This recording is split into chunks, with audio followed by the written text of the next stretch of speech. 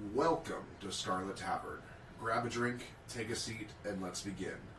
Unraveling the enigma of Jack the Ripper is like stepping into the shadows of Victorian mystery, where cobblestone streets whisper chilling tales.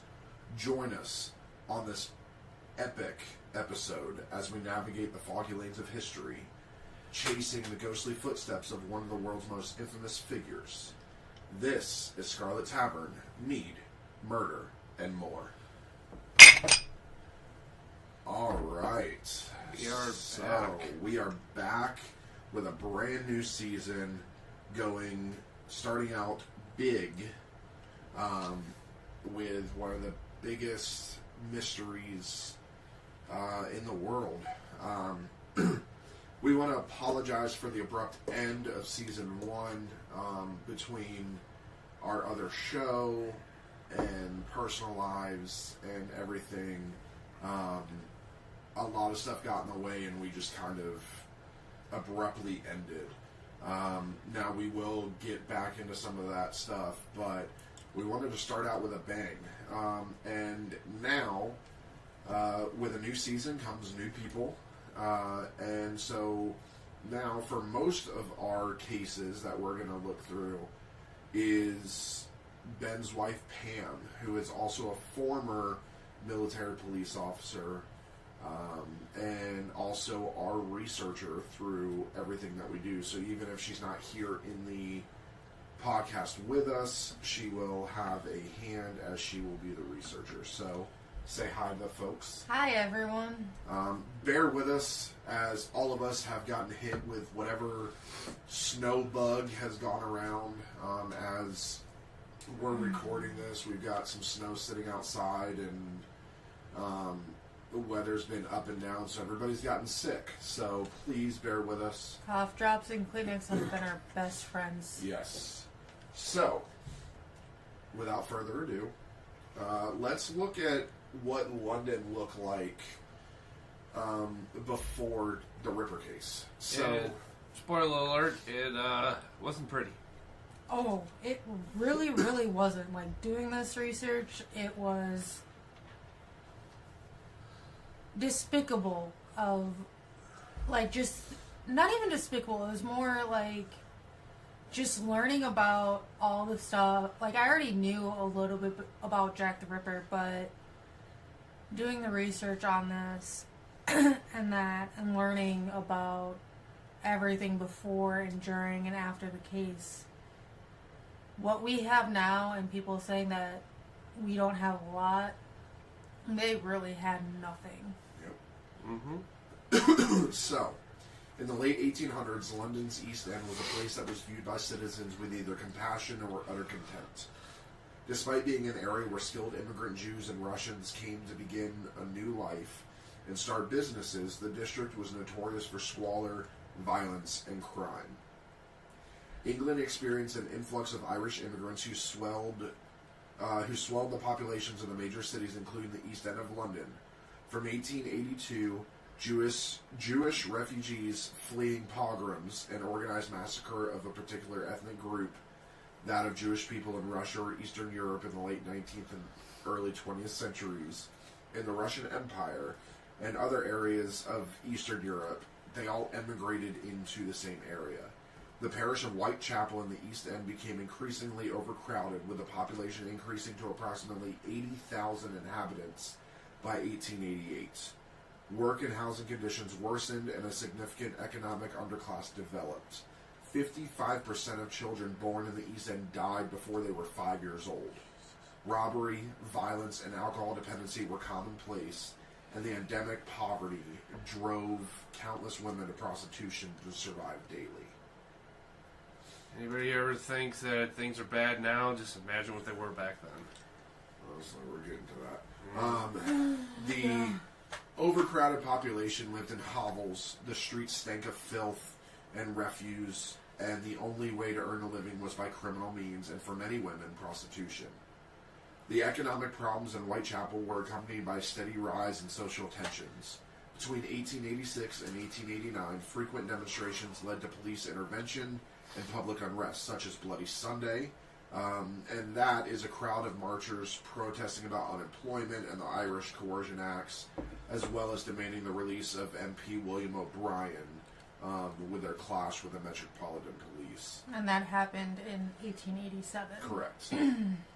Anti-Semitism, crime, nativism, racism, social disturbance, and severe deprivation influenced public perceptions that Whitechapel was a notorious den of immorality. What? Who would ever think that? The neighborhood of Whitechapel, disease, alcoholism, and poverty raged the lives of thousands of souls.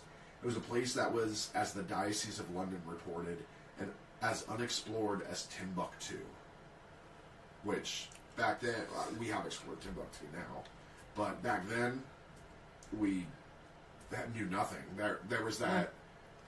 There's the phrase, I'm going to take you all the way to Timbuktu, or all of that. That was because Timbuktu is as far as you can go. Yeah, it's just just how it sounds. It's a ancient African city in the middle of the West African desert. Was that actually, in many ways, Timbuktu was actually more advanced, civil, and prosperous than the East End of London ever was. Whitechapel in the East End was like a festering sore on the face of Victorian London in the late 19th century. Prostitution was only illegal if the practice caused a public disturbance, and thousands of brothels and low-rent lodging houses provided sexual services during the 19th century. At the time, the death or murder of a sex worker was seldomly reported in the press or discussed within polite society. The reality was that, quote-unquote, ladies of the night were subject to physical attacks, which sometimes resulted in death.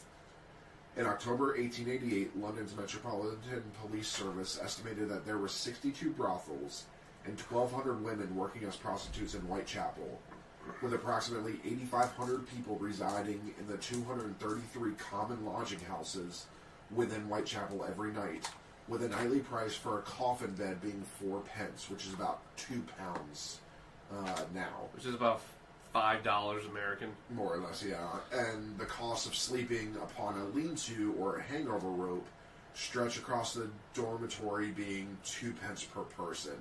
And for those that don't know, a hangover rope is literally that. It is a thick piece of braided rope that was strung across, and you were literally hung over it with both arms, and you were basically, for lack of a better term, you were in a crucifix position while you were sleeping.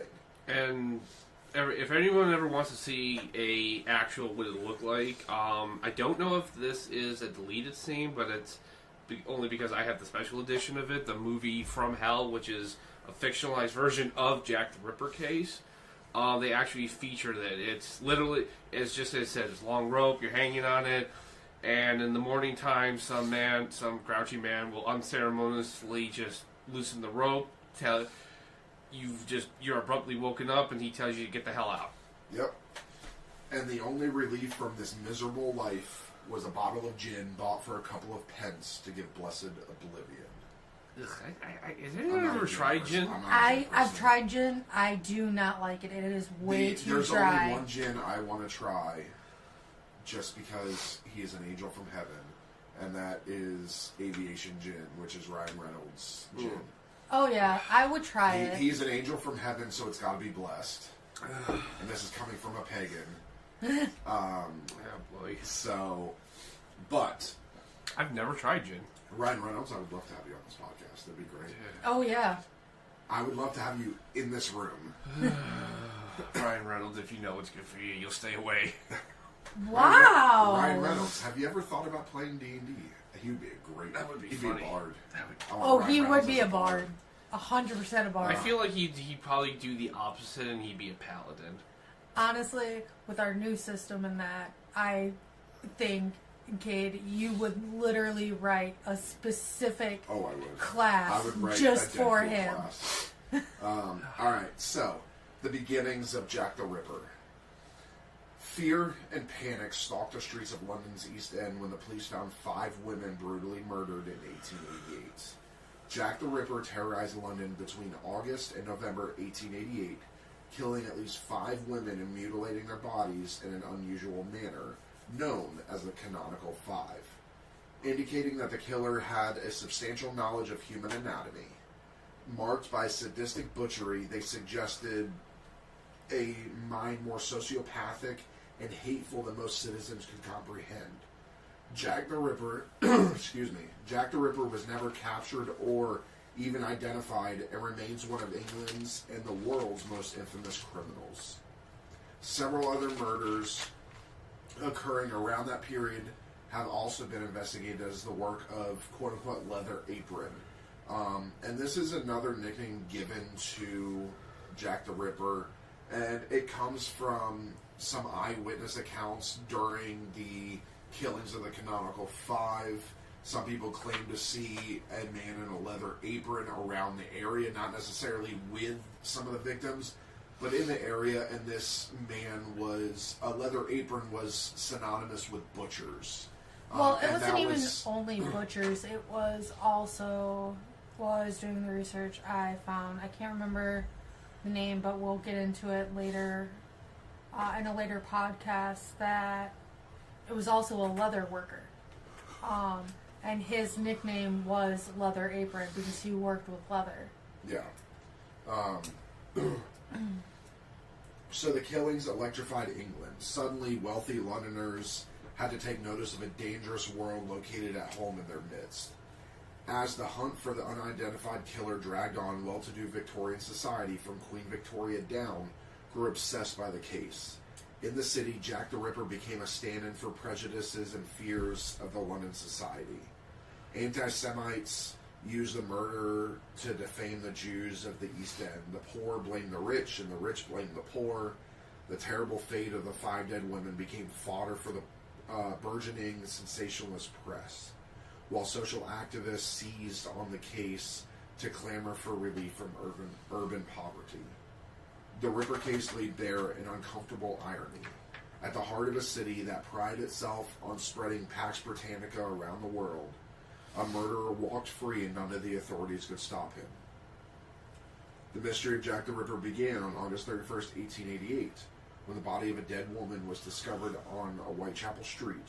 Her throat had been cut, and her abdomen gouged open. This next part, we're going to get into the investigations and the crimes. We're not necessarily digging into the Canonical Five yet. That's our next episode, where we'll actually get into the Canonical Five.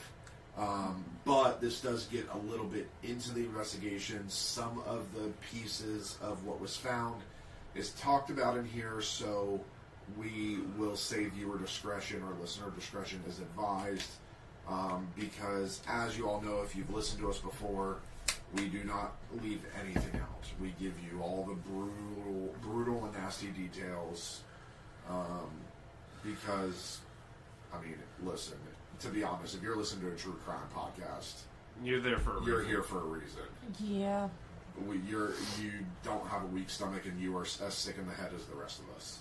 Hey, I have a weak stomach, but I still listen to true crime podcasts. You guys are as sick in the head as the rest of us. So, the culprit responsible for the murders of 5 prostitutes all took place within a mile of each other and involved the districts of Whitechapel, Spitalfields, Aldgate, and the City of London. The investigation was initially conducted by the Metropolitan Police Whitechapel H Division Criminal Investigation Department, or CID, headed by Detective Inspector Edmund Reed. After the murder of Nichols, Detective Inspectors Frederick Oberline, Henry Moore, and Walter Andrews were sent from Central Office in Scotland Yard to assist. The City of London Police were involved under Detective Inspector James McWilliam after the Eddowes murder, which occurred within the City of London. The overall direction of the murder inquiries was hampered by the fact that the newly appointed head of the CID, Assistant Commissioner Robert Anderson, was on leave in Switzerland between September 7th and October 6th, during the time when Chapman, Stride, and Eddowes were killed. This prompted Colonel Sir Charles Warren, Commissioner of the Metropolitan Police, to appoint Chief Inspector Donald Swanson to coordinate the inquiry from Scotland Yard. Oof, this already I can tell is the old saying, there's too many chefs in the kitchen. I mean, Edmund Reed in of himself would go on to have a pretty good career. Fred Adeline and all these others are pretty heavy hitters. But I can only imagine these are the top detectives in each of their respective areas. Can only imagine trying to coordinate with, Well, I mean, it's... And it's you can like, cut this out if need be, but essentially you're having a bunch of guys in this case that are going to have a dick measuring contest. Well, it's not just... yeah, I mean, for lack of a better word, but it's like having 5 captains on the same football team. Mm-hmm. It never works. You have... So, for those that don't know sports, you typically have a captain on offense, a captain on defense, captain on special teams. Mm-hmm. That's about it. And typically, your quarterback, then defense, it can be anybody. Cowboys, it's actually it's a outside linebacker. But it's whoever shows the most promise. But yeah, this is like having all of those captains, or having 5 CEOs of one business. All trying to say, like, here, run this. Exactly. Like without talking to each other. Like I said, you can cut this out if need be. You have a group of men that are having a dick measuring contest about who's right. And it really doesn't help that your boss is out of the country. Like, for a month. It's like... in the middle of the investigation. Well, not... Okay, so there was only one body at that point. What? When he was in vacation? On vacation. So 3. when he... No, when he went on vacation, there was only one. Because it was September 7th, he started his vacation. By the time he came back, there was 3 more bodies. Yeah, but, I mean... Still a really bad time. Yeah, it but, is. I mean, it's not... You can't blame him for that. He's on vacation. Yeah. I mean, a murder's a murder. Yeah, He because didn't at know- that point he it didn't was know like... it was a serial killer. I think it was like... The end of August was the first murder He had a of the Canonical Five. He had a very good detective that should have solved that single murder case, so he wasn't worried about it. Oh yeah, I get it. It's just all in the end. It's just he comes. Imagine it's just like okay, watch a shop. He And comes back and everything's on fire. And like, it's not like I mean, this is the 1800s. It's not like their cell phones to call over and say, "Hey, this is going on." And speaking of too many people in the same kitchen, 50 extra constables were sent to H Division in Whitechapel, partially to help with the investigation and partially to help maintain law and order during a time of panic. The number of plainclothes police officers increased from 6 to 20. Not a lot. Which not for 80,000 people. No. As this kind of, and this also kind of tells me that even in the midst of this investigation, the Home Secretary and everyone else in the top part is just not taking this seriously. I mean, 20 plainclothes officers. Well, think about it. Unfortunately, they were all deemed prostitutes. Mm-hmm. They weren't worth life, especially, and it was women, and back then women didn't have rights. They were essentially property. They were property. So you lose a prostitute, okay, who cares? Unfortunately, that is the way it was back then. That they just didn't care. Yeah. To be honest, that's in some places that's the way it still is. Yeah. So, from the beginning of the investigation, Scotland Yard was flummoxed. The only thing known for sure about Jack the Ripper, assuming, as most theorists do, that he acted alone, is that he killed women. According to Edmund Reed, one of the detectives assigned to investigate the case, these were the only facts. The 5 women were all active or former prostitutes. All the victims were from the lower class.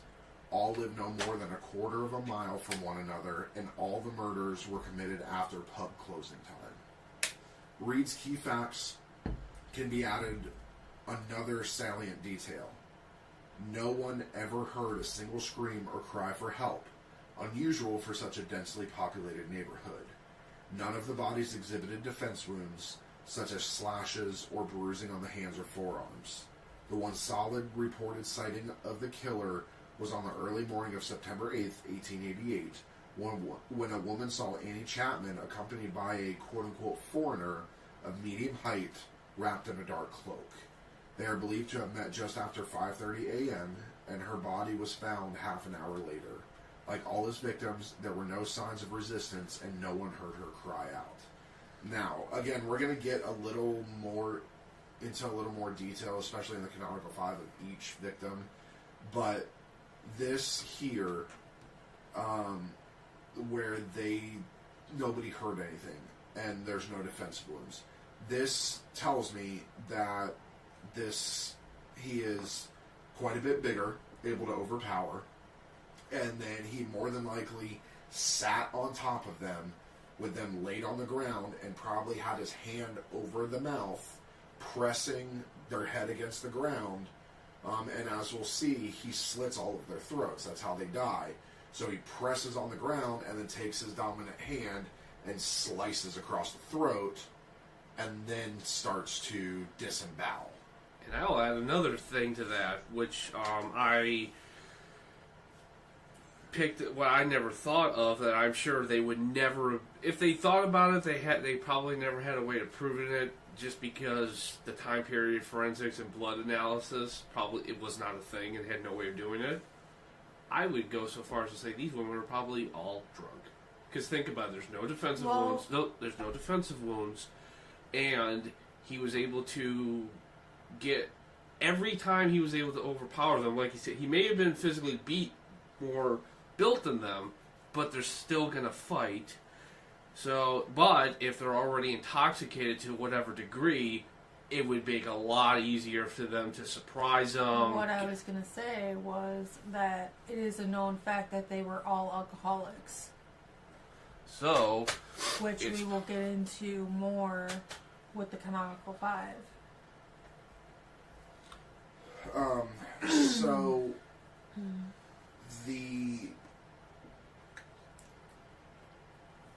the other aspect that all the cases had in common were, of course, the killer's use of a knife and his customary pattern of not only killing the women, but defiling their dead bodies. At least 3 of his victims were found with internal organs removed, a detail that drove the sensationalist press into a frenzy. The police used 8 main techniques to try and identify and catch Jack the Ripper. Postmortems and coroner reports, witness statements, observations and sketches, photography, public information, identity parades, searches, and lures. Now, the police followed up information from the coroner's reports and autopsies. After Annie Chapman's murder, the coroner believed that the killer had considerable anatomical knowledge and skill. The belief led the police to follow up by questioning doctors, surgeons, butchers, and slaughterhouse workers. Butchers, slaughterers, surgeons, and physicians were suspected because of the manner of the mutilations. A surviving note from Major Henry Smith, acting commissioner of the city police, indicates that the alibis of local butchers and slaughterers were investigated, with the result that they were eliminated from the inquiry. A report from Inspector Swanson to the Home Office confirms that 76 butchers and slaughterers were visited, and that the inquiry embossed all of their employees for the previous 6 months. Some contemporaneous figures, including Queen Victoria, thought the pattern of murders indicated that the culprit was a butcher or a cattle drover on one of the cattle boats that plied between London and mainland Europe. Whitechapel was close to the London docks, and usually such boats docked on Thursday or Friday and departed Saturday or Sunday. The cattle boats were examined, but the dates of the murders did not coincide with a single boat's movements, and the transfer of a crew member between boats was also ruled out. And I believe so again, these boats docked Thursday, Friday, left Saturday, Sunday, but some of these murders took place at the beginning of the week. Yeah, like Monday, so Tuesday, Wednesday. We'll get more into this next episode, but all the murders happened either at the beginning or the end of the week, at the beginning or the end of the month. So it was very detailed of the time frame of the murders. Following the discovery of the body of Mary Jane Kelly in November, physician Thomas Bond was invited to perform an autopsy of her remains. His report makes for stomach-churning reading even today. During his grim task, Bond noted similarities with the 4 previous deaths. The murderer slashed the victim's throat from one side to the other, then cut open the abdominal cavity. A theory mulled by police was that the Ripper was a physician or even a surgeon, but Bond, who knew a thing or two about incisions, dismissed this. True to his nickname, the murderer was no precise cutter, and lacked even the technical knowledge of a butcher or horse slaughterer. The police used eyewitness accounts to investigate the crime. These were unreliable and often contradictory, but the police questioned around 2,000 people. And even to this day, I'm sure if you've watched any kind of police procedural, you'll hear, oh, eyewitness testimonies can't be used in court, they're not accurate, and it's true.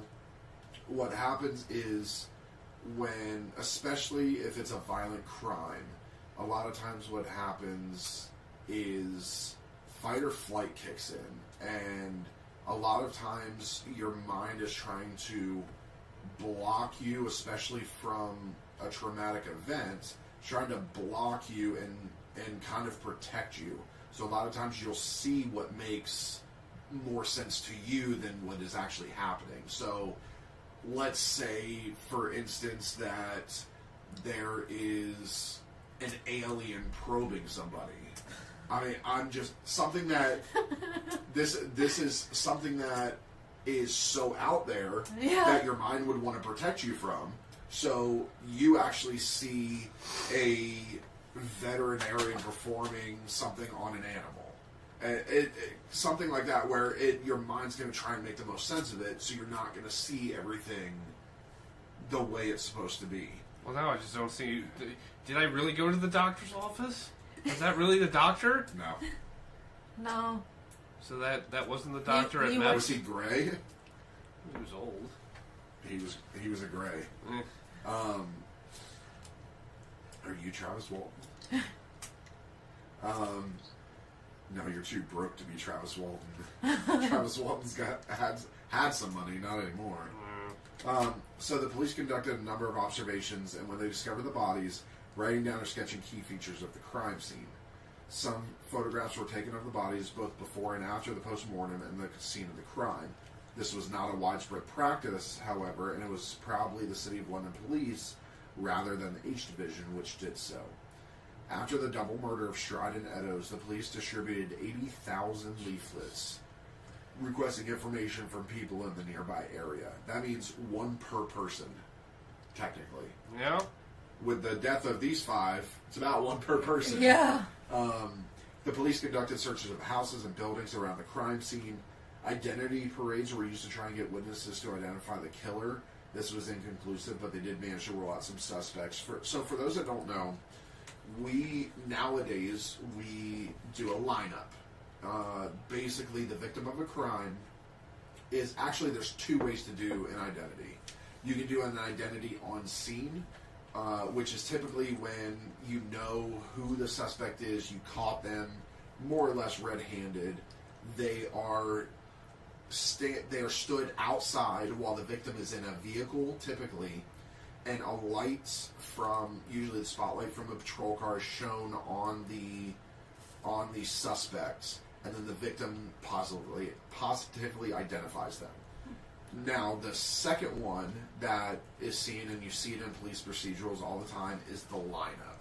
So you'll pull people out of your lockup, usually the drunk tanks and stuff like that. And honestly, these aren't used all that much anymore. And they're brought out into a lineup, and all of the police know where, if you know who the suspect is, and you have them, and you're just trying to get the eyewitness and the victim to agree to it, you have them in a specific spot, then you'll have a few decoys and things like that, and basically you get the victim to look, identify who it was, and get a positive ID, then you pull them out. And for those that are wondering what this looks like, the most realistic one is Brooklyn Nine-Nine. Seriously? No. But it is the best one. Anytime I think of a lineup, it's the Brooklyn Nine-Nine scene where they sing Backstreet Boys. That's the guy. That's the one who killed my brother. Oh my god. I totally forgot about that. Oh my god. If you have not seen it, go watch that. It is hilarious. That's Brooklyn funny. Nine-Nine is one of my favorite police procedurals. It's on our list because I have never seen it. Andy Samberg's a genius.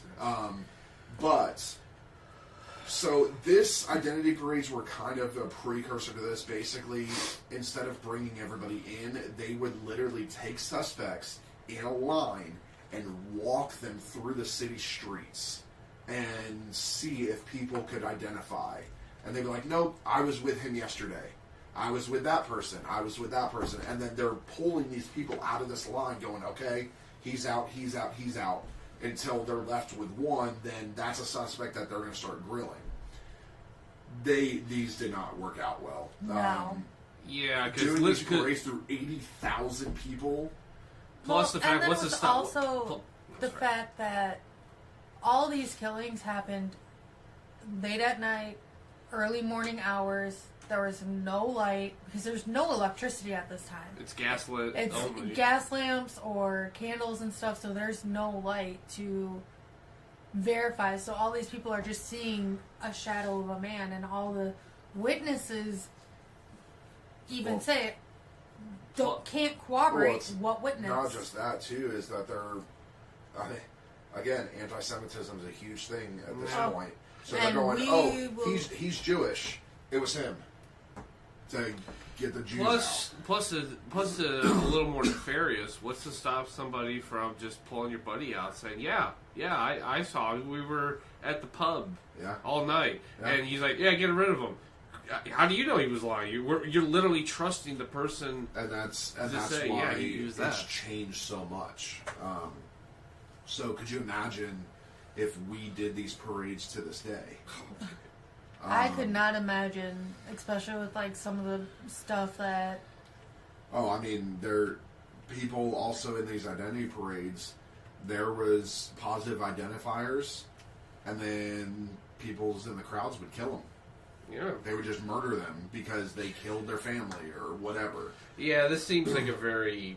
Yeah, it was. There's nobody really. It wasn't thought out. No. So like, hey, what if we did this? Great idea. Wait a minute. Oh, okay, yeah. This didn't go. I thought it would. So, there were 3 clues in the Ripper case that the police followed to varying degrees.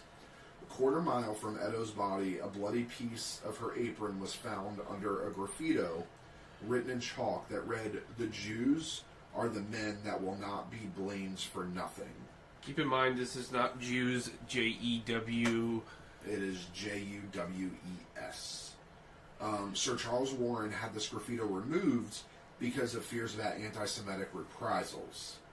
Now, here's from my police knowledge and from my training and experience, as we say in official documents. This is a big no-go. Honestly, we're not anti-Semitic here. But, at this point, when I'm catching a serial killer, fuck anti-Semitism. I mean, honestly... if you take it that way, I'm sorry, but this is a key piece of evidence, not only because this is written in chalk, so you get handwriting, especially because in 1888, there's not that many educated people. And then, on top of that, the way Jews is spelled, Juwes. That's the wrong way to spell it. That is the wrong way to spell it. It could have been, for all we know, it could have been a slang for a certain part of London. With that, we'll get more into it, but actually, in that time frame, there was a lot more educated people that could read. Because of the Education Act of 1800 was passed that made it, excuse me, that you had to go to school. Yeah, but here though, this part of London would not have been that big on that because number one, all the children were dying, and also they had to help bring in an income. They were working. I mean, at 8 years old, these children were going to work. They were doing. I mean, a lot of them in this area, chimney sweeps and just simple stuff. Or even not so simple stuff like working in a factory or something. So a lot of them, unless you were a doctor or you were transplant from another area in this part of London, I'm not saying London overall, but in this part of London, they were not highly educated. And this is also showing to me where I'm just going to say it, because I don't really know a nicer way to say it. This is where the incompetence is. Charles Warren should have known that. I mean, anti-Semitism isn't new. This is nobody. Does he really genuinely think that if people see this is going to push everyone like, oh my God? Before it was just calling Jews Lipskis or something like that. Because a little fun fact, that was the derogatory term for Jews at that time. So all he really did was just ruin potential evidence that, for all we knew, this graffiti had been actually predated the body or the bloody apron there. It could have been there for however long, but they never. Well, who knows now? He destroyed it. Yeah. Over 300 letters were written to newspapers and the police from people claiming to be the Ripper. Although seen as hoaxes, some people believe a few may have genuinely been written by the killer. One of the letters was sent to George Lusk, the chairperson of the Whitechapel Vigilance Committee during the Ripper murders, along with half a kidney. The letter claimed the organ was from Catherine Eddowes' body, and we do know from that investigation that half of her kidney was missing. No, it wasn't her half. Her whole kidney was her missing. Her whole left kidney was missing. It's later that you'll find out what happened to the other half. Correct. Of that kidney, and it's very disturbing. So, this is... here's the thing is, from my understanding, handwriting analysis is pretty old. We have been doing it for a very long time. It's not as good as it is now. So handwriting analysis, the way it used to work is you would basically you would just compare handwritings. Yes. And you would look at key strokes and stuff like that. Now, what's really cool is computers do it a lot more now. It used to be that people were physically looking at them just like fingerprints. But now, what's really cool about handwriting analysis, and I studied this when I was in college, is based off of the pen strokes and how depressed you make it, the way you make your loops, and the curves in the letters, you can tell if somebody's happy, sad, depressed, angry, all of that different things. You can tell emotions just based off of a person's handwriting. Now, again, back then, they couldn't have done it that far. They weren't that big into all of it. With the graffito, with those letters, they could have, because there was 3 letters. We'll get more into those letters later. There's 3 letters that were suspected being sent from the Ripper himself for the fact that they had a lot of information that hadn't been released by the police yet. Correct. They could have analyzed, compared the handwriting, but... Yep. I mean, hell, if fingerprinting had been anywhere near what it is today back then, they would have caught him. He had to put his hand on the paper. Well, even DNA analysis, because a lot of those stuff, it wasn't, you had to lick to activate the seal. So there were 5 key techniques that were not available to or were not used by the police in the Ripper investigation. Number 1, as we just said, fingerprinting was not common until the 1890s. So the way, and again, we kind of break stuff down almost redundantly just because that we more than likely have a few listeners that, yes, they like true crime, but they're not sure how stuff works. So that's kind of what makes us a little bit different, is because of our law enforcement backgrounds, we're able to kind of break stuff down and tell you how a lot of stuff works. So fingerprinting is pretty easy. The way that it's always been done is you have a powder It used to be iron.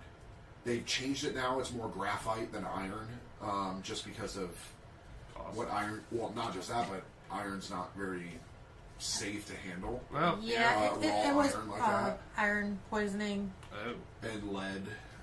But so now it's more graphite than anything. So basically, you can shave the tip of a pencil off, and you can use that to help fingerprint. Just grind it into a dust. So a lot of times it's graphite now. And again, that all depends on parts of the country and things like that. And basically, what happens is the oils react to the graphite.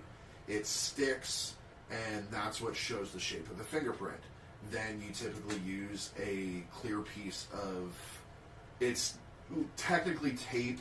The way what police use is tape and also cardboard, so that it's more secure and safe, and you literally pick that print right up off, and that sticks to that, and then you can now run it into a fingerprint scanner. And that scanner is then going to go through the database.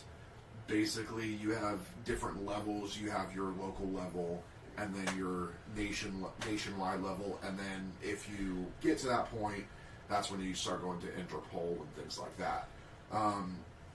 Back then, basically, in the 1890s, when fingerprinting was more common, they did the same thing. They would do the fingerprinting, except they did not have computers. So what they did is they hired people to, all they did all day was analyze fingerprints. They are looking at multiple fingerprints, and again, every fingerprint has a unique identifier, even from twins, unique identifiers. So what they're doing is they're going back and forth, and they would take a pencil on this fingerprint, and they would do marks. And if these marks matched up, that was a match on fingerprints. But the thing with that is, that's all human eye, which means errors can happen, which means they more than likely caught a lot of innocent people because of a mistake. So they also were unable to analyze blood. Nowadays, super easy. Put the blood into a machine. It analyzes it, shows you your markers, and then you look at a database. And that is how it's worked, because if you were ever arrested and put into the system, your DNA is now in the system forever. Even if all of your stuff gets wiped out and your jacket gets cleaned and all of that, your DNA still stays in the system. But back then, there was no way to analyze blood. No. So they just didn't even think about it.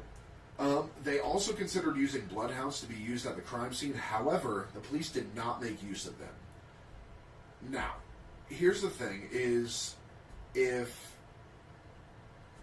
the way bloodhounds work is they basically take a scent of the person that they're trying to find, and then they go find them. Yeah. But you don't have anything. You have nothing. The only thing that you can do is take that piece of fucking cloth that is from a victim, and guess what it's going to do? It's going to lead you right back to the victim. Yep. So unless you have a definitive piece of evidence that is from the culprit, a bloodhound is useless. This has one of those, the top brass made the decision, and I can just imagine. It was actually Sir Charles Warren that brought the bloodhounds in. Yeah. Yeah, this is a boss idea, because I can imagine Edmund Reen and Frederick Adeline literally just stand there like, what's this going to do? Probably nothing. But they gotta let it go. They gotta kind of can't say anything, because what's the old saying? The boss may not always be right, but he's always the boss. Yeah. Although the formula for using body temperature to determine time of death had been developed in the 1860s, the victim's body temperatures were not scientifically measured. Again, like we just said, there's a formula for doing that.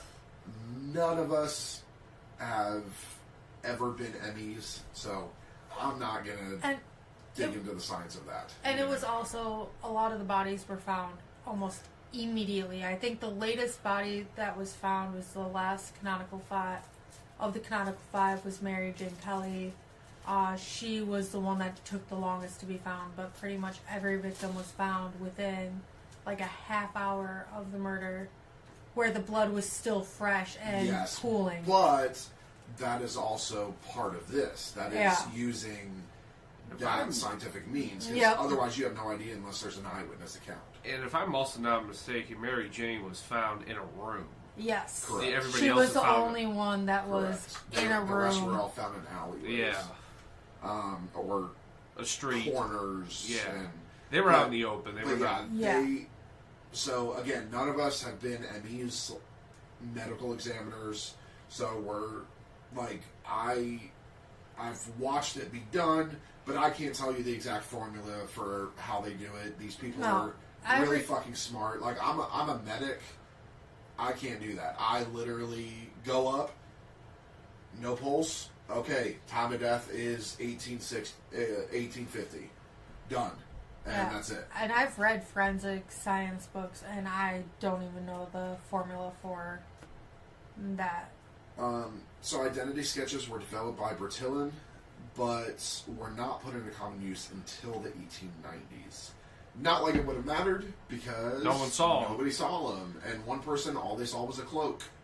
So, well, this is going to be more in the Canonical 5 episode, but there were a few people that actually had a good description of him. But I don't believe that. It's at night, not a lot of light. You could say you had a good description of him, but I doubt it, because every single description was different.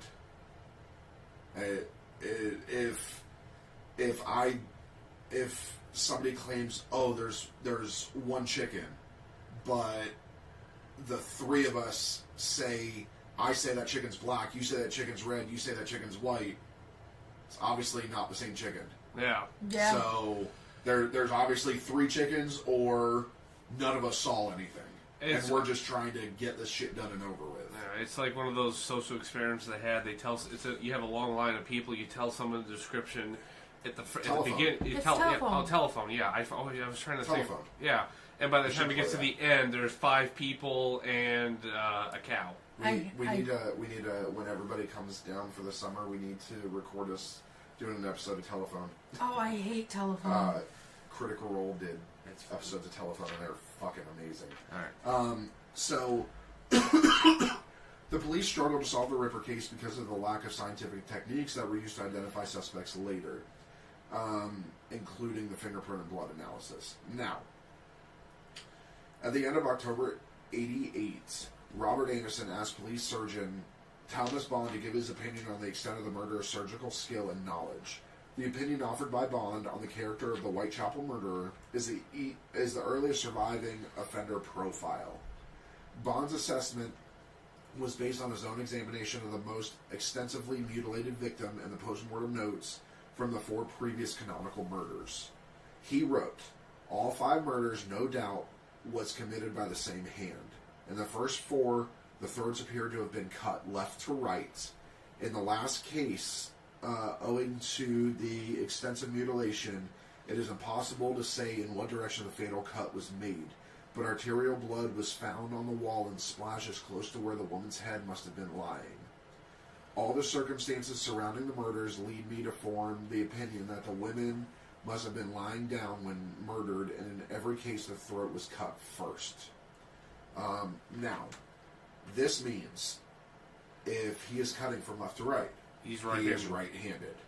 It is very awkward. It's not impossible, but it's very awkward to, when you're right-handed, to cut from right to left. It's just very awkward, and you're not going to get the right angle. Especially with how deep these cuts went. Correct. A lot of them were almost beheaded. Yes, so, and we'll get into that with the Canonical 5, is a lot of these cuts hit the spinal cord from the front. Hit the spinal cord. If they were not laying on the ground, he would have decapitated them. They were this hard. And this is, again, you guys are tuning into a true crime podcast. So, at this point, when he's cutting, I just know from personal experience of butchering and things like that, that when he is slicing the throat this deep, he would have felt the grind of the spine against the blade. Ugh. And it would have... I won't go over it. No sound effects with this one, please. I won't go over it now, but it's actually after my own just reading. I've actually had my own theory about it, but I'll hold off on it now. But this actually kind of plays into it a little bit. Theories at the end of the series. Oh yes, absolutely. Theories is any theories that you have go to the end of the series. Bond strongly opposed the idea that the murderer possessed any kind of scientific or anatomical knowledge, or even the technical knowledge of a butcher or a horse slaughter. The killer must have been a man of solitary habits, subject to periodical attacks of homicidal and erotic mania, with the character of the mutilations possibly indicating satyriasis, which is an uncontrollable or excessive sexual desire in a man. Bond also stated that the homicidal impulse may have developed from a revengeful or brooding condition of the mind, or that religious mania may have been the original disease, but I do not think either hypothesis is likely. Again, I will get into my thoughts of his analysis when we do the theories, because I have my own.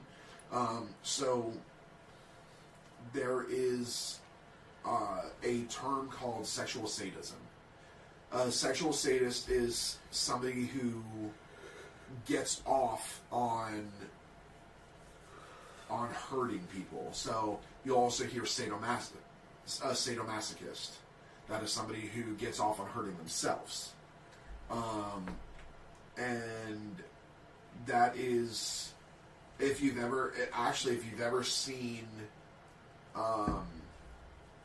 there's different movies that have some sexual sadomasochism in it. And a lot of people start off with punishing themselves, and then it turns into a sexual desire. And when we say sadomasochism, we're not talking your baseline BDSM stuff. We're talking, I'm getting off by cutting off one of your fingers. Yeah. That is sadomasochism. Ow. Yeah. So I'm keeping my fingers to myself. That is, again, I'll get into my theories at the end, but that kind of plays into this here. So there is no evidence that the perpetrator engaged in any sexual activity with any of the victims, yet psychologists suppose that the penetration of the victims with a knife and leaving them on display in sexually degrading positions with the wounds exposed indicates that the perpetrator derived sexual pleasure from the attacks. This view is challenged by others who dismiss such hypothesis as insupportable supposition. Now, so, this again goes along with sadomasochism.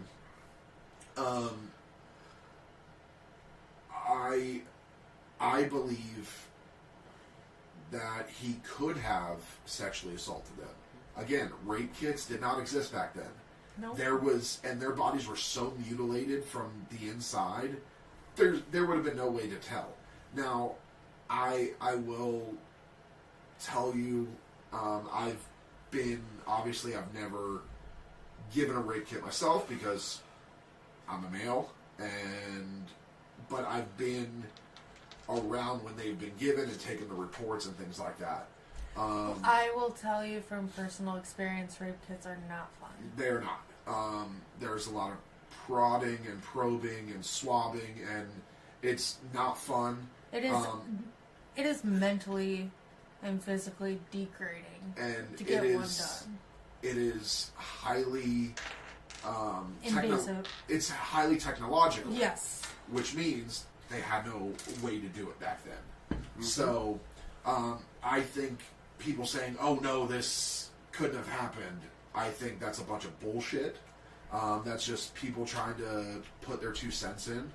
Now, do I think that he did get off by, and the penetration of the knife was a thing for him? Absolutely. The way that he did all of this, the way he left the victims, and the fact that they were all prostitutes says something. And again, we'll get into it with the theory, and because that one of my other theories is from his upbringings and things like that. So, now H Division and the London Metropolitan Police faced 5 main problems and impediments in identifying the killer: the media coverage, the crossover between H Division and the City of London Police, the lack of forensic evidence, the response of the public, and the Vigilance Committee. Now, the public response to the Ripper murders caused 4 key problems for the investigators. Over 300 hoax letters were written by people pretending to be the killer.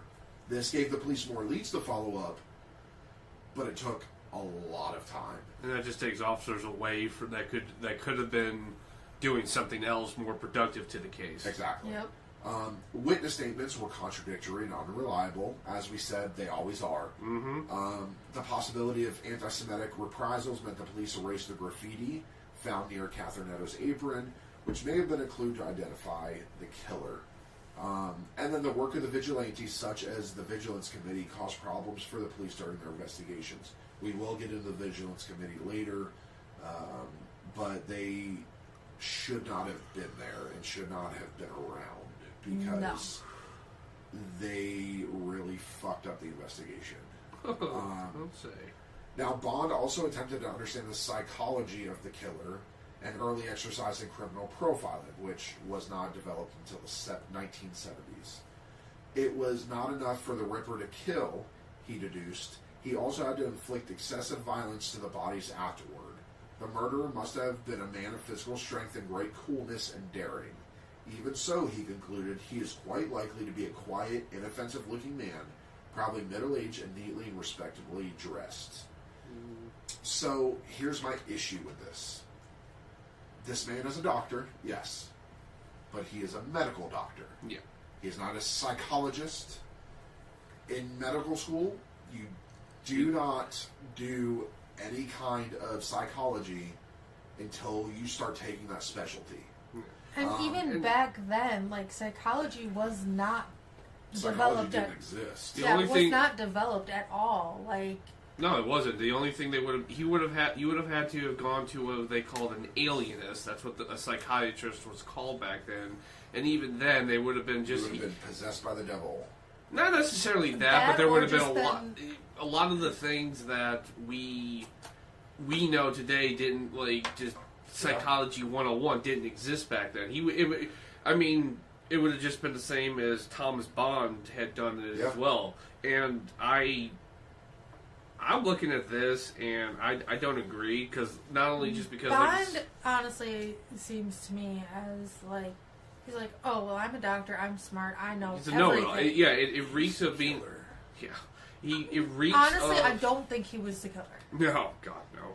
He And couldn't that's take only this. from my research. No, he has too much of an ego, and he would have claimed it. Oh, yeah, definitely. Now I'm criminal profiling him.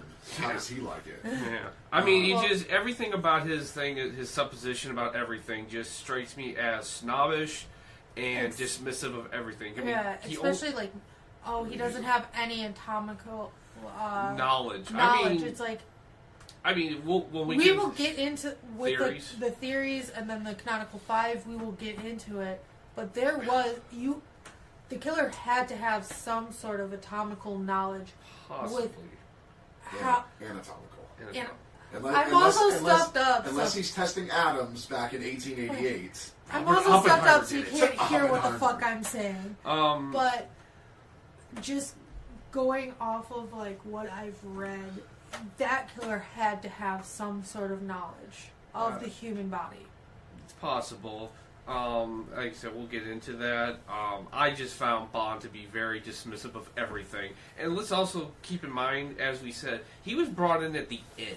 He only actually ever examined Mary Jane in any detail. Everyone else, he just read somebody else's report, which was probably not very well done. So, in the fall of '88, Jack the Ripper's murders suddenly stopped. London citizens wanted answers that would not come even more than a century later. The ongoing case has met with a number of hindrances, including lack of evidence, a gamut of misinformation and false testimony, and tight regulations by Scotland Yard. Jack the Ripper has been the topic of news stories for more than 130 years and will continue to be for decades to come. Most City of London police files relating to their investigation into the Whitechapel murders were destroyed in the Blitz.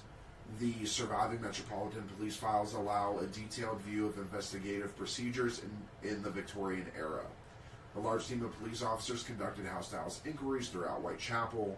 Forensic material was collected and examined. Suspects were identified, traced, and either examined more closely or eliminated from the inquiry. Modern police work follows the same pattern. More than 2,000 people were interviewed. Upwards of 300 people were investigated and 80 people were detained. Following the murders of Stride and Eddowes, the Commissioner of the City Police, Sir James Fraser, offered a reward of €500 for the arrest of the Ripper, which was a lot of money back then. Oh.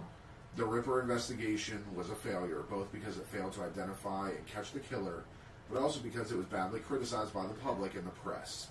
It also raised against the Home Secretary and the London Police Commissioner, who resigned soon afterwards. Now, in the media, there was a lot of competition between the London newspapers, with 13 morning and 9 evening publications. They therefore competed fiercely to sensationalize the murders, creating a lot of misinformation as they did so. Tax reforms in the 1850s had enabled the publication of inexpensive newspapers with a wider circulation. These mushroomed in the later Victorian era to include mass circulation newspapers costing as little as a halfpenny, along with the popular magazines such as the Illustrated Police News, which made the Ripper the beneficiary of previously unparalleled publicity. Consequently, at the height of the investigation, over 1 million copies of newspapers with extensive coverage devoted to the Whitechapel murders were sold each day.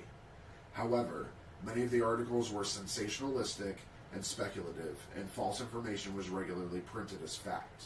In addition, several articles' speculation as to the identity of the Ripper alluded to local xenophobic rumors that the perpetrator was either Jewish or foreign. Because how could a true-born son of Britannia ever commit such heinous crimes? Yeah. That's what we call sarcasm, everyone. The Ripper murders mark an important watershed in the treatment of crime by journalists. Jack the Ripper was not the first serial killer, but his case was the first to create a worldwide media frenzy. Elementary Education Act of 1880, which had extended upon a previous act, made school attendance compulsory regardless of class. As such, by 1888, more working-class people in England and Wales were literate.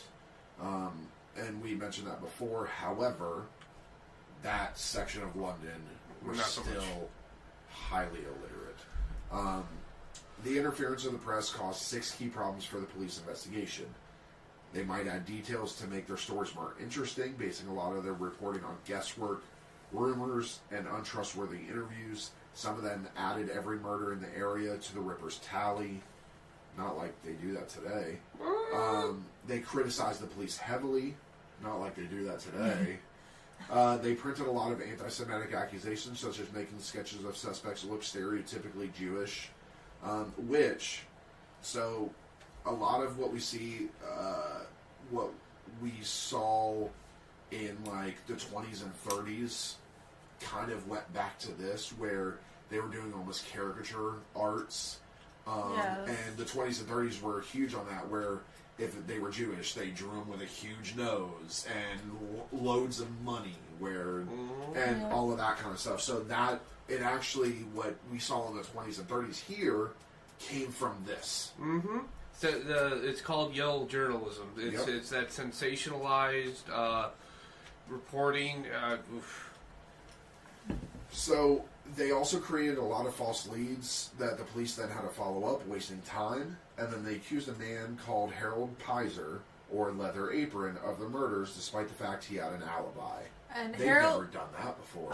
Harold Pizer, that was the gentleman's name that I was trying to think of. He was, if I remember correctly, he was the leather worker who worked with leather and wore a leather apron. In early September, 6 days after the murder of Mary Ann Nichols, the Manchester Guardian reported, "Whatever information may be in possession of the police they deem it necessary to keep secret. It is believed their attention is particularly directed to a notorious character known as Leather Apron.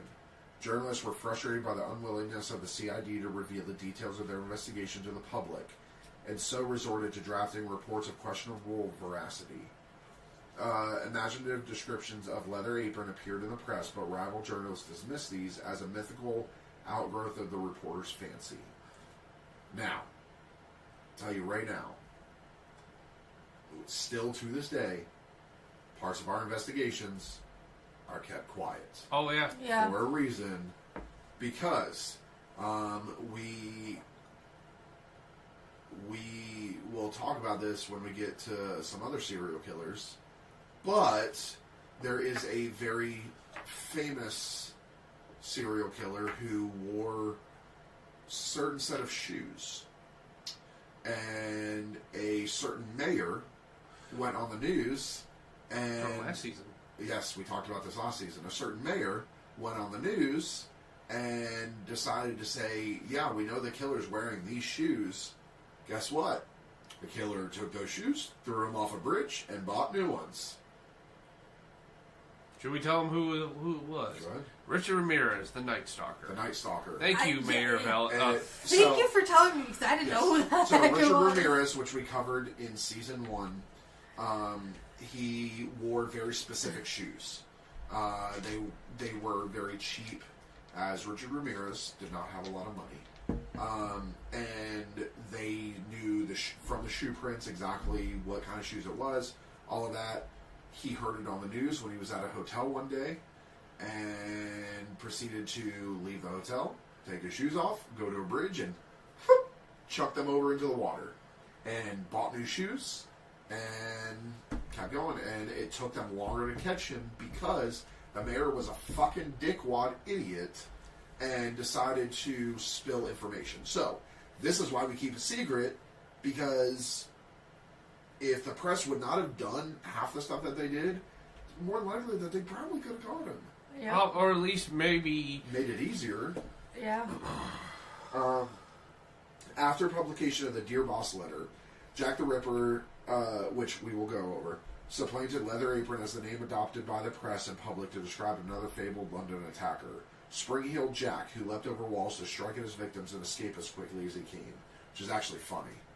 He never killed anybody. I want to make that clear. That's why it's funny, because he would literally jump over a wall, punch you in the fucking face, and then jump back over the wall and walk away. It was... It was hilarious. So, little brief tangent here, folks. Is Spring Hill Jack literally in, I believe, the mid or late 1700s London, literally women were being accosted, either punched or in some cases they were stabbed.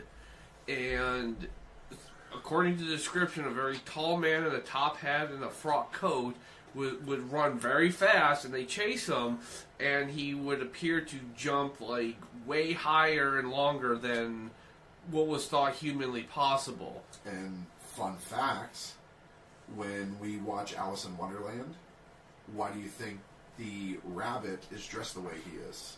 Oh. With the top hat and the tails, he was dressed just like him. And another case study, there's a school of thought that either Spring Hill Jack just didn't exist, because there's very, other than just these news reports taken from supposed victims or friends of victims, there's no police records of these women getting stabbed or attacked, or it did happen, but again, they sensationalized it to the point that he just sounds like a fairy tale. Like a folk hero. Well, not a folk hero, but like a fairy tale. Yeah. Like he's like something from a Grimm novel. You gotta think about the time Alice in Wonderland was written. Yeah. So, because and who it was written by. But that's why. Think of that name, Yep. and that will be in one of in our theories. That is why he is dressed the way he is based off of that person. Mm-hmm. So, the letters. Over the course of the Whitechapel murders, the police, newspapers, and other individuals received hundreds of letters regarding the case. Some letters were well-intentioned offers of advice as how to catch the killer, but the vast majority were either hoaxes or useless. Public fascination spiked after September 27, 1888, when both Central News Agency and the police received a letter claiming to be from the killer. He taunted them for pursuing false leads and vowed in broad London English, "I am down on whores, and I shan't quit ripping them till I do get buckled." 3 days later... I have no idea what that means. Here, wait, maybe I should do it in the accent. "I am down on whores. I shan't quit ripping them till I do get buckled." Arrested. Still doesn't make sense. Oh, okay, yeah. So it's like that Still just doesn't made make it sound fancier. 3 days later, the mutilated bodies of Elizabeth Stride and Catherine Eddowes were found. A number of letters were allegedly sent by the killer to the London Metropolitan Police Service, often known as Scotland Yard, taunting officers about his gruesome activities and speculating on murders to come. The moniker Jack the Ripper originates from a letter which may have been a hoax published at the time of the attacks. The murderer is also sometimes thought to have made contact by letter with several public figures. These letters, like the chalk message, have never been proved to be authentic and may have been hoaxes. Hundreds of letters claim to have been written by the killer himself, and 3 of these are prominent: the Dear Boss letter, the Saucy Jack postcard, and the From Hell letter. The Dear Boss letter, dated 25 September and postmarked 27 September 1888, was received that day by the Central News Agency and was forwarded to Scotland Yard on 29 September. Man, they waited a full 2 days to do that. Yeah. Initially, it was considered a hoax, but when Eddowes was found 3 days later after the letter's postmark, with a section of one ear obliquely cut from her body, the promise of the author to clip the lady's ears off gained attention. Eddowes' ear appears to have been nicked by the killer incidentally during the attack, and the letter's writer threats to send the ears to the police was never conducted. The name Jack the Ripper was first used in this letter by the signatory and gained worldwide notoriety after its publication. Most of the letters that followed copied this letter's tone, with some authors adopting a pseudonym such as George of the High Rip Gang and Jack Sheridan the Ripper. Some sources claim that another letter dated 17 September 1888 was the first to use the name Jack the Ripper, but most experts believe that this was fake, inserted into police records in the 20th century. Now, the Saucy Jack postcard was postmarked 1 October 1888 and was received the same day by the Central News Agency. The handwriting was like the Dear Boss letter and mentioned the canonical murders committed on 30 September, which the author refers to by writing double even this time. Double event. I missed Double the event T. this time. It has been argued that the postcard was posted before the murders were publicized, making it unlikely that a prank would hold such knowledge of the crime. However, it was postmarked more than 24 hours after the killings occurred, long after details were known and publicized by journalists, and had become general community gossip by the residents of Whitechapel. Now, the From Hell letter was received by George Lusk, leader of the Whitechapel Vigilance Committee, on 16 October 88. The handwriting and style are unlike that of the Dear Boss letter and the Saucy Jack postcard. The letter came with a small box in which Lusk discovered half of a human kidney, preserved in spirits of wine, quote-unquote, which is ethanol. The killer had removed Eddowes' left kidney. The writer claimed that he fried and ate the missing kidney half. There's disagreement over the kidney. Some contend that it belonged to Eddowes, while others argue that it was a macabre practical joke. Kidney was examined by Dr. Thomas Openshaw of the London Hospital, who determined that it was human and from the left side, but, contrary to false newspaper reports, he could not determine any other biological characteristics. Openshaw subsequently also received a letter signed Jack the Ripper. Like I said, that left kidney of Edna's body would have came back up, and it was disturbing. Scotland Yard published facsimiles of the Dear Boss letter and the postcard. The journalist was identified as Tom Bullen in a letter from Chief Inspector John Littlechild to George R. Sims, dated 23 September 1913. A journalist named Fred Best reportedly confessed in 1931 that he and a colleague at the Star had written a letter signed Jack the Ripper to heighten interest in the murders and keep the business alive. That's never happened No. after that. In addition to the contradictions, are unreliability of contemporaneous accounts, attempts to identify the murderer hampered by the lack of any surviving forensic evidence. DNA analysis on extant letters is inconclusive. The available material has been managed too many times and is too contaminated to provide meaningful results. There have been mutually incompatible claims that DNA evidence points conclusively to two different suspects, Aaron Kaminsky, a Whitechapel barber, and artist Walter Sickert. The scientific methodology used to advance both claims by their proponents have also been criticized. And those two names will actually come up again when we go to we get to the suspects and theories. And then we're just going to end with a little brief thing on the Whitechapel Vigilance Committee. Yeah, there wasn't a lot There's on not. that. Unfortunately. Vigilantes weren't huge back then. Not in England, at No. least. You see them pop up in a lot of areas like the Old West of the United States and other major cities. I mean, it's Tonto? just... Huh? Tonto? In September 1888, a group of volunteer citizens in London's East End formed the Whitechapel Vigilance Committee. They patrolled the streets looking for suspicious characters, partly because of the dissatisfaction with the failure of the police to apprehend the perpetrator, and because some members were concerned that the murders were affecting business in the area. The committee petitioned the government to raise a reward for information leading to the arrest of the killer, offered their own reward of €50, the equivalent of between $5,900 and $86,000 in 2021. It's about close to 90 to 100,000 US dollars. Yeah. For information leading to his capture, and hired private detectives to question witnesses independently. Did they hire the Pinkertons? yeah. Oh, They hired the Pinkertons. Actually, the Pinkertons really weren't active in Europe. No. They would have. I They are figured. now, but Yeah, I have a feeling these private detectives were just the local goon squad, probably. honestly, yeah. the Vigilance Committee caused three main problems in the case of Jack the Ripper. One, they were a group of business people and traders from Whitechapel who were frustrated by lack of police success and were annoyed about the lack of rewards offered for information, so they started their own reward system. No law enforcement experience whatsoever. Nope. Number two, they patrolled the streets with burning planks, made a lot of noise to deter the killer. They hunted Frankenstein's monster. So, one of the ways that the police were trying to catch Jack the Ripper was lures. And obviously, with the Vigilance Committee doing this, those lures failed. Because they're just gonna scare them off. Yep. And then, of course, the leader of the committee, George Lusk, was sent the from hell letter along with half a kidney. I really just find this whole. I've always found this to be really suspect. George Lusk, yes, he may be head of the Vigilance Committee, but who's why? really knows who's sending it to him? Why?